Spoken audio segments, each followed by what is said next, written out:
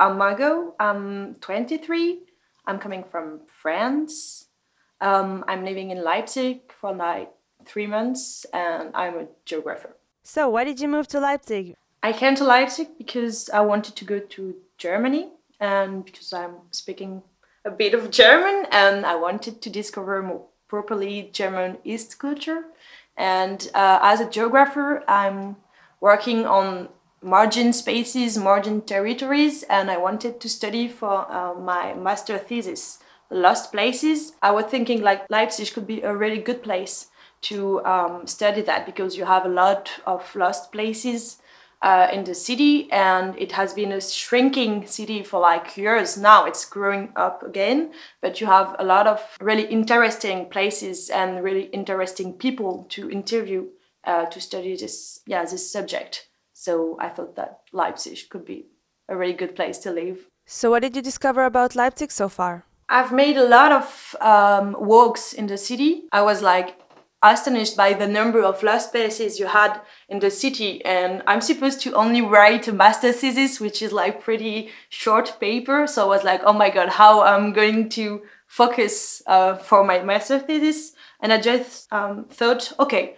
just do your walks, do your interviews, meet people, ask them about the lost places, and then you will see how you can focus on your subject. So basically for like 1 month and a half, I've just been like discovering, like going to the museums, really exploring any districts. I met a lot of people, expats people or German people, who were like very pleased to introduce me to interesting people who could talk about to me about how the city has been changing, and how it is to live in Leipzig today. And so I started to think about what can I talk in my master thesis, because you have so many stuff going on. I began to think of two things. First, you have a phenomenon in the urban renewal in Leipzig, which is called Rechtswohnung, I think. Actually, it's the idea that you have people renting a place, like a big building, for like 5 years usually. They're renting the place for like really low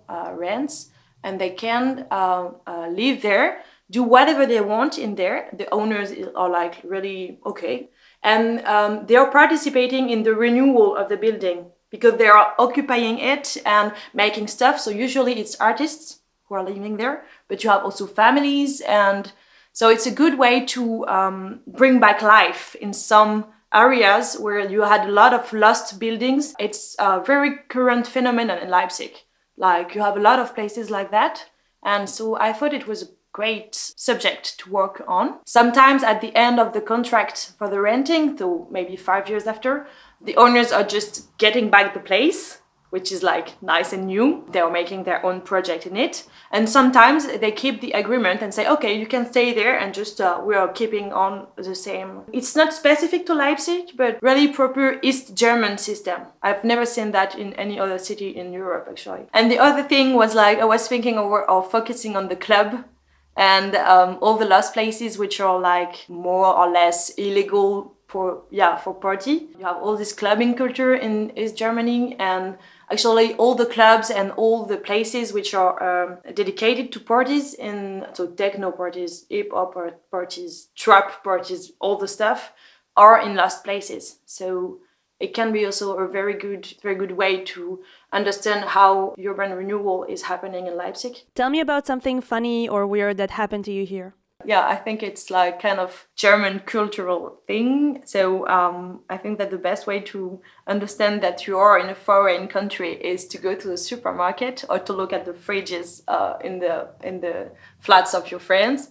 And so the first time I went to a German supermarket, I was amazed by the Senf, so mustard and sauces section in the supermarket, because it was so many stuff in this area. I was like, but what is the thing with German people? Like, are they like so much into this kind of stuff? And then I looked at the fridge of my roommates, and half of the fridge is filled with mustards and sauces. And so I asked them, like, what is it? Why do you love that so much? And actually, I've learned about this German cultural thing. Like in the evening, apparently, you're having like what is called Abendbrot. So it's like literally the bread for the evening. And just not having a proper dinner thing like we have in France. It's just you taking some bread and you're putting some zenf and some vegetables on it, and it's your dinner. I think it's great. So I'm having now my Abendbrot, and I think it's very nice cultural thing. So give me a recommendation of something to do or to see in Leipzig.